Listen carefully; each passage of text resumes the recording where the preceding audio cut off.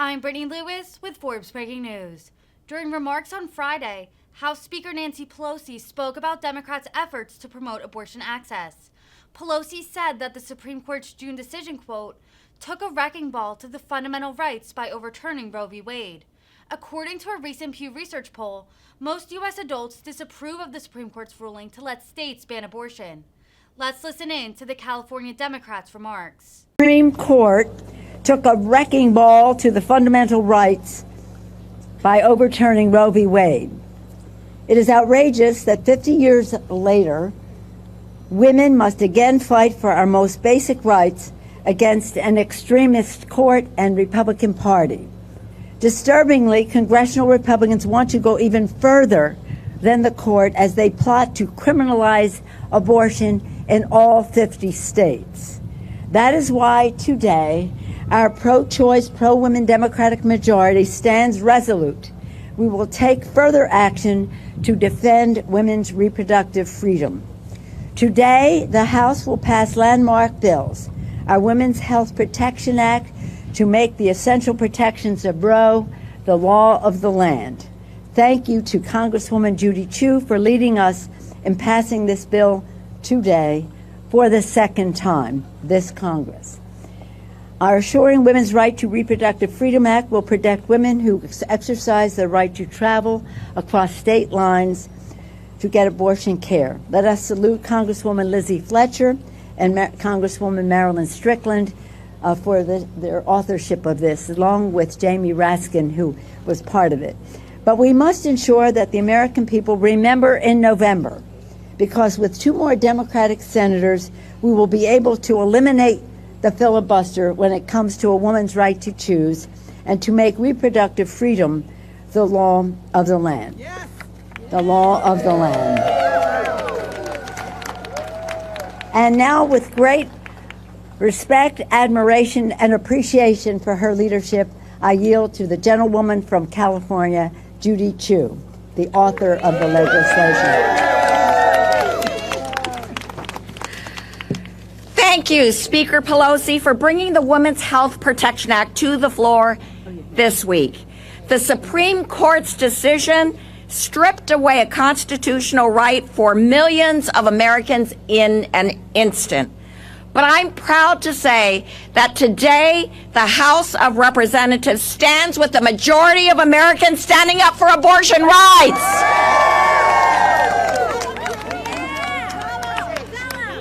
I've never seen such terror from my constituents or such anger and outrage. They're horrified by the Supreme Court's actions and what it means for the reality of those living in the states 10 and counting where abortion is no longer legal. We've all heard of the child just 10 years ago who was forced to travel to Indiana for her abortion. But I worry for the stories that do not make the news. I worry for the young woman who knows that continuing a pregnancy will derail her future. I worry about the families who know that having another child is not the right decision for them. I worry about the woman with a very wanted pregnancy miscarrying and finding her life suddenly in danger because she cannot get the care she needs. Make no mistake, if Republicans had their way, this would be a country of forced birth. They've already openly discussed a national abortion ban. When asked about that pregnant 10-year-old, the anti-abortion lawyer said that this child would one day see the benefit of being forced to carry her rapist's baby. Can you imagine? They think it's okay that the 10-year-old is raped as long as she produces a baby. That's why we need to pass the Women's Health Protection Act, because every person, no matter what the circumstances, no matter how they become pregnant, deserves dignity, safety, and care in seeking an abortion. You should not have more rights if you get pregnant in California than if you get pregnant in Texas. And most of all, because no one, not the president, not a Supreme Court justice, not members of Congress, should force you to remain pregnant if you do not wish to. That's why we need the Women's Health Protection Act. So thank you, House Democratic Caucus, for your resounding support on today's vote and on Representative Fletcher's bill to protect the right to travel, to seek the health care you need. Our message is loud and clear today. We will keep fighting, and we will not go back. And everybody, let's hear it. We will not go back. We will not go back. We will not go back. We will not go back. Thank you.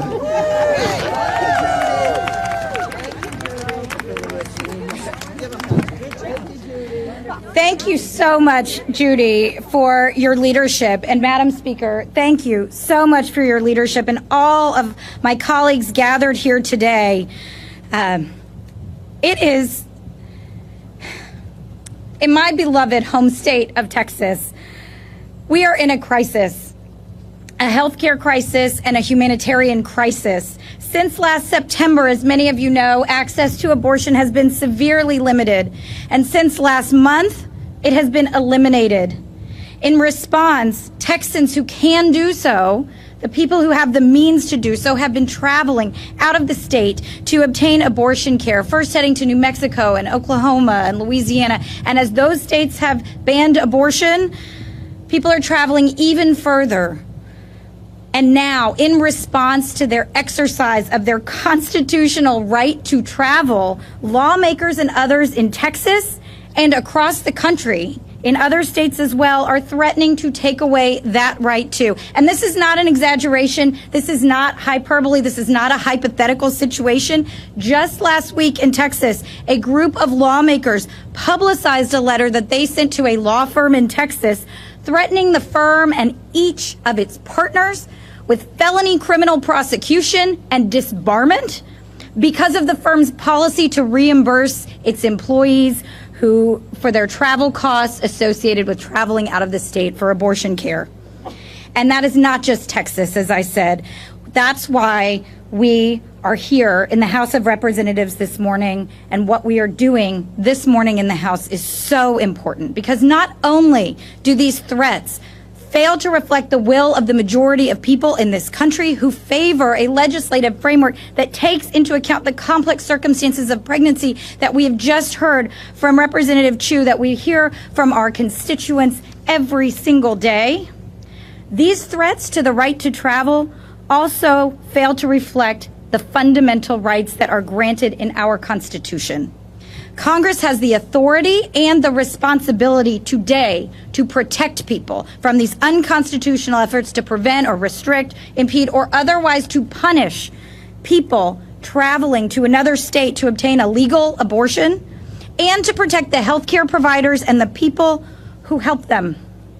This morning, we're doing exactly that in passing the Ensuring Women's Right to Reproductive Freedom Act, and we are protecting the health, privacy, liberty, dignity, and freedom of women and their families across this country in passing the Women's Health Protection Act. I couldn't be more proud to stand here with the Speaker, with our caucus, and I thank you all once again for responding with the urgency that is needed to the cruel efforts in my home state of Texas to deprive my fellow Texans, and the efforts across the country to deprive our fellow Americans of their constitutional rights by bringing these bills to the floor today. I'm proud to stand with you, and I will stand here with you every day. And at this time, I would like to yield to my original co-sponsor in this bill, Marilyn Strickland.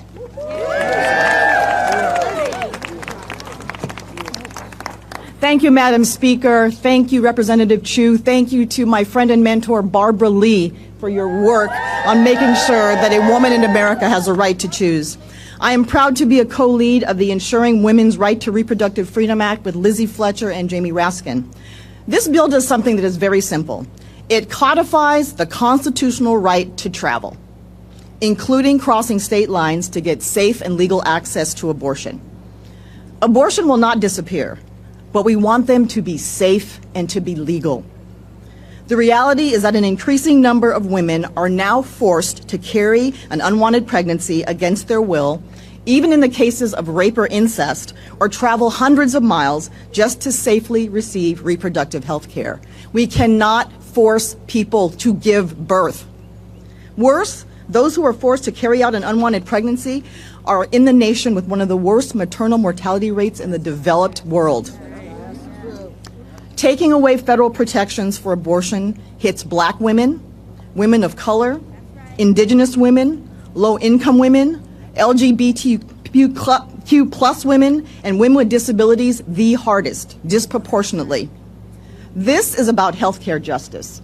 This is about social justice. This is about economic justice. Ripping away our right to safe and legal abortion is yet another way to control us. This is not about choice for them. This is about control. Controlling our bodies, policing our bodies, and controlling us. And make no mistake, we will do everything in our power to make sure it does not happen, not on our watch. Thank you.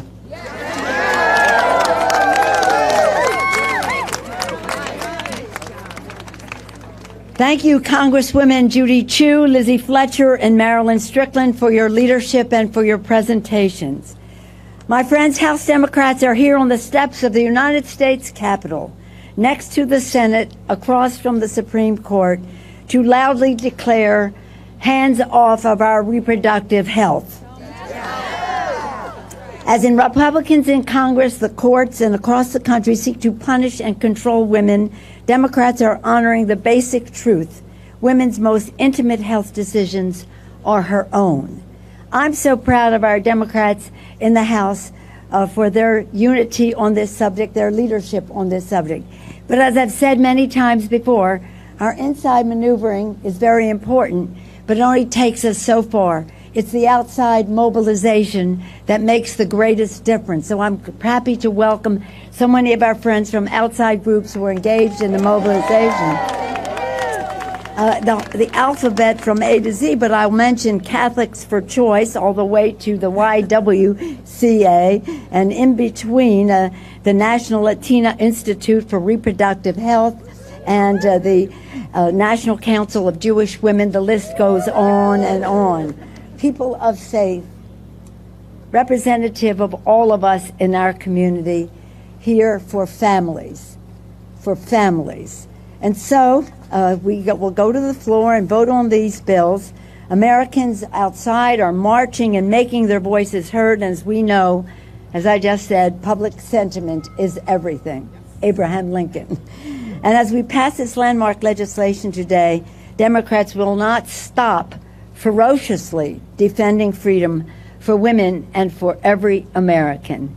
And we want everybody to know, women out there who are concerned about their own personal reproductive freedom and what it means to their health, that from the message from the House Democrats and our groups here today is we are not going back. We are not going back. We're not going back. We're not going back. We're not going back. We're not going back. We're not going back. We're not going back. We're not going back. And now we're going to vote.